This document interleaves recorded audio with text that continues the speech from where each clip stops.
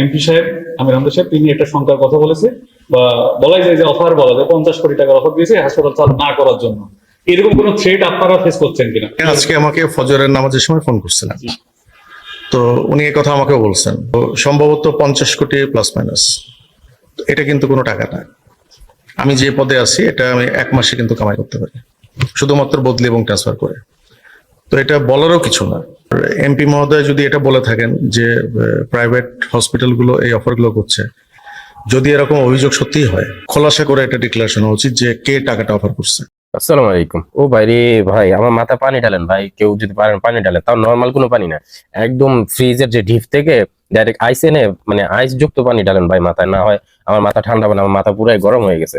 50 কোটি টাকা নাকি ওনার কাছে কোনো টাকাই না ভাই, চিন্তা করা যায় ভাই, আমি 50,000 টাকার জন্য ভালো একটা ফোন কিনতে পারি না, আর ওনার কাছে নাকি 50 কোটি টাকা নাকি কোনো টাকাই না ভাই। ও ভাই, আমি